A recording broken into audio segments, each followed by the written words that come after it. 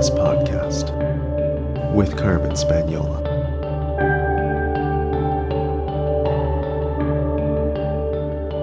Hi there, and welcome to the Numinous Podcast, where we have interesting conversations with everyday folks about the mystery of life. This podcast is a complement to the Numinous School, an online intuition development course for people who want their self-awareness to serve a greater good. I'm your host, Carmen Spaniola, and this week my guest is Emrys Damon Miller, and he's a graphic designer and the founder of Rocketday Arts, a communication studio here in Victoria, BC. We recorded this conversation at his home, sitting at his kitchen table on a sunny spring day.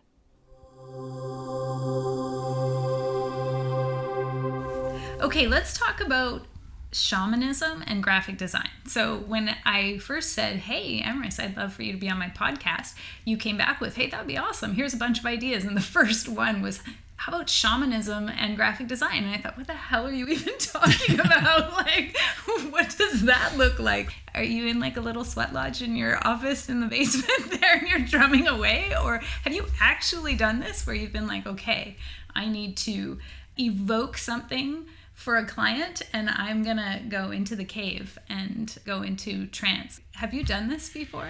Almost, but not really. But if there's any clients out there that would like, please go to my website. You can find me. So the discipline of graphic design is almost always a very methodical, rational endeavor. I mean, if done maturely and smartly. It's often described as you're solving your client's problems. Mm-hmm. And it's analytical, and usually then you explore a variety of ways you might be able to solve the problem, and then you pick the best one. And I mean, it's very much using that side of the brain. Mm-hmm. But I have seen a few times a different way to approach it, and I'm very interested in that. I've mostly seen it when I lived briefly in Montreal. So I lived in Montreal for a couple of years, and I've kept in touch with some designers that I feel do this. And what this is, I think my dog in the next room dreaming. That's so dreams. Sweet.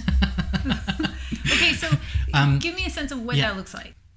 I'll have to talk about it in a roundabout way. Okay, so one thing to lay the foundation is the images that we put out in society affect society. Mm-hmm. One common one that most people have talked about before is if people are looking at day after day after day, hundreds of images of female models, selling clothes, and they're all super thin. Maybe they all have similar hair and similar faces, and that influences society. It makes us feel like that's what we need to be striving for. Mm-hmm. And it influences happiness, and that people are feeling unhappy if they aren't that because of some social expectation that those images create. Or exclusion. Let's say all the images are white. Yes, exactly. Exactly. Yeah, it sends a strong message. We know putting those images out there affect society and individuals' perception of themselves, their yearnings, things like that. So a graphic designer, when they're making a poster, they have an effect on culture and on society and individuals that are going to see it. And so they also have a responsibility. Mm-hmm. And they can approach it from a rational perspective. Like, I might decide if I'm making a poster that there's certain things, because of all the conversations I've had around feminism, that I'm not going to do. Mm-hmm. If I'm selling a car, it's probably not going to have a bikini girl on top of it. Right. So that's approaching it from a rational side. But I've also I saw this in Montreal, but it could be done anywhere. The idea that the graphic designer decides, I'm going to go away and try to tap into my intuition of what do I think this city could use. And your intuition may end up leading you to places that you wouldn't get to as quickly using reason. Mm-hmm. You might come up with some kind of graphic design image which actually helps the city take pride in a certain thing or explore a certain thing. One example, I went to a graphic design conference a few years ago where a graphic design firm was using traditional branding exercises, but their job was to brand South Africa. Their client was Nelson Mandela. He said, our country needs some imagery and icons to help us feel unified and have some hope and have some pride. And I think those kinds of things are often best conceived through intuition. So how do you access your intuition? Well, every designer is going to be different, but the reason why I think there's a similarity to the concept of shamanism is, I mean, they have a role in society which does help lead and influence society when you put an image on billboards that everyone's seeing. And the idea is you could go away to a studio, close the doors, put on some music that takes you to another place, work late at night, and something will come to you. Most often happens in artist studios, and you'll often hear artists say that, the best ideas, especially if they're young designers, will come out at 2 a.m., right. While they're listening to some great music. They're using their intuition to come up with that piece that's going to help, in this case, South Africa as a country.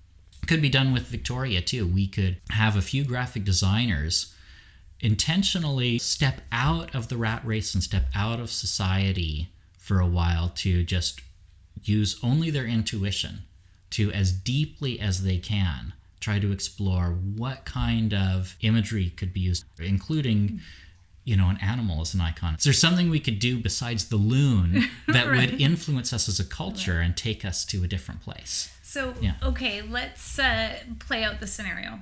Emrys, in our hometown of Victoria, you're like, I'm going to take these. What would be a good number, first of all? You're going to take a number of graphic designers on a shamanic retreat, okay? First of all, how many?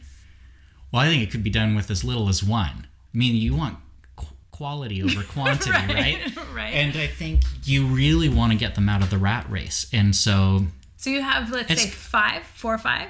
Yeah. Okay. And you're going to go to, are you going to be outside the whole time? Are you going to go to, the center of the city and tent out? Like, so what is the environment, the container like that you think for you? This is just you in a magical world, okay? You get to just pluck them out. And they're going to rebrand their city. And so what's the container you're going to use to take them into that different state where they feel like they're out of the rat race? They're in as Joseph Campbell would say, you go into like basically the magical realm, right? Yeah. Of unknown and unseen forces. Okay. So what does that look like for a graphic designer doing a little design retreat? Where we actually see it happening in Victoria is someone drinking an immense amount of coffee and listening to music, and it's 3 a.m. Their phone hasn't been ringing for 9 hours at that point, or 10 hours. And so they have been able to escape for a period of time. They are a little bit out of sorts physically, like a bit sleep deprived. They haven't had food, kind of fasting. Exactly. Maybe had a substance that's jacked up their heart rate a little bit. Coffee. Okay. Perfect. It's very shamanic so far. And so that's already happening. And so you could just take that into different levels. Now, I would be interested, whether you're camping in the middle of the city or going into the forest, I think that decision is also a good one to make using your intuition. Okay, so how would you do that? You would just close your eyes and just what comes to you first? Would you flip a coin? What would you do? Definitely the computer would be off. Right. Whatever it's going to take to help you indulge in the intuitive side rather than rational side of your exploration. Because you can always do the rational side when you get back. Right, and so, you're the computer and you're editing it out. Exactly. Right? Or even just, in the case of what's already happening in small ways where people stay up, sleep deprived, and come up with some great idea, the next morning they get to it and they're like, then they can go, oh no, that's a really bad idea. Yeah. I mean, maybe it's a great idea intuition-wise, but there's this other reason why I can't do it. Okay, so what is it like when your intuition is at play? Like, just do ideas come to you fully formed and you just like see an image, or do you suddenly get like a certain feeling, kind of like words on the tip of your tongue, and it's coming to you and you just start sketching? Like, what's that like when you're working for a client and suddenly the good idea is coming intuitively? For me, it's mostly images, and they are fully formed. Doodling can help them help that process of an image coming into your head. So you talked about, the clients. You sort of mentioned them a second ago, and I was wondering, how do you as a creative person balance your clients' needs with your own expression? Graphic designer is a creator. And so I know you've been a graphic designer for many, many years, so you've had to deal with this a lot where it's right. like, no, the edits you want me to make are going to make this crap. And, right. So how do you deal with that personally? It's either that I've learned some things and I'm more mature, or it's just been a lucky few years, because I have not had really many conflicts with my clients. Maybe not any for several years now. Something on my mind a lot when I was starting was, am I an artist that's being commissioned? And so this in particular made sense when I was working for clients in the arts. So I did a lot of work for music festivals, also the film festival and stuff. And so I had created a lot of work that already had a particular aesthetic before they hired me. And then I was bringing that certain aesthetic and style to it. It became, an Emrys poster in a way, right? And so when you approach things that way, it is like commissioning an artist to create something that is in that artist's style and with that artist's ego and such. That's all a part of it. But when I left the arts, those particular jobs to diversify with other kinds of jobs, it didn't make sense. So I was working with clients in environmental conservation or in education, local universities, and that was hugely inappropriate to be like, oh, so you need a brochure for the law department of your university. Well, I made this great poster. Yeah. Exactly. We're going to make this the Emrys brochure. Yeah, no, that would be... So there's appropriate times to bring your ego to it and not to, and different designers have built careers in different ways based on that. I mean, these days, a lot of what I do, I'm very invisible. I'm just a facilitator to help the client's voice be seen by their audience. Right. I have a question then about that. How do you think... Well, I'm going to put this generally. How do you think graphic designers see the world differently? So that they can help other people's voices translate visually? Like, what is it about graphic designers, or that makes a good graphic designer be able to translate all the soft stuff that that a client wants you to communicate in one image? What makes that graphic designer, a good graphic designer, proficient at doing that? What does it take? Right. I think it's mostly just years of hard work. And so it's essentially, we all have different things that we spend our time doing year round. And for some people, it's very eclectic, and other people, it's more focused. If you're focusing just on visual communication year after year after year, then you get sharp at it. You're able to see how you can put a few pieces together and they're going to communicate really well. And your clients, like for me, if I've got a client in environmental conservation, they know a lot more about biology and about species at risk and about geography than I, but I've specialized in, how we can construct your website so that the messages are more concise, more clear, things like that.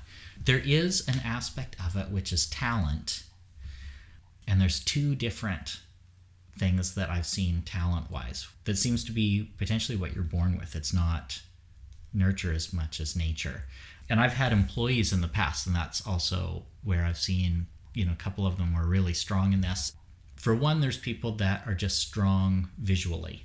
Whether they were in painting or drawing or graphic design or photography, it wouldn't matter. They are stronger or more gifted on visual sense when it comes to composition and color and all aspects of the craft than average.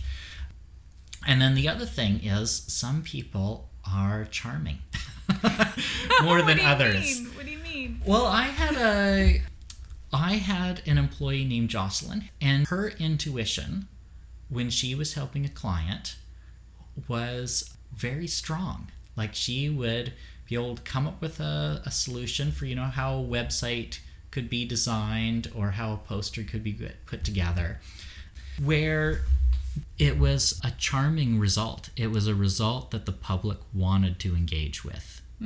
So it was beautiful on an aesthetic level, but it also was just warm and inviting. And so that's that sounds like something, you're also born with. Do you think you can cultivate that kind of charm? Like, do you think... I don't know. Yeah. Well, so here's my kind of follow-on question is, like, do you also think that you have fewer conflicts with clients, say, about aesthetic or direction because your intuition is just being honed over time? Like, your intuition just kind of kicks in quicker? Yeah, there's going to be that. I mean, I think the biggest thing with the clients was actually trial and error and maturity.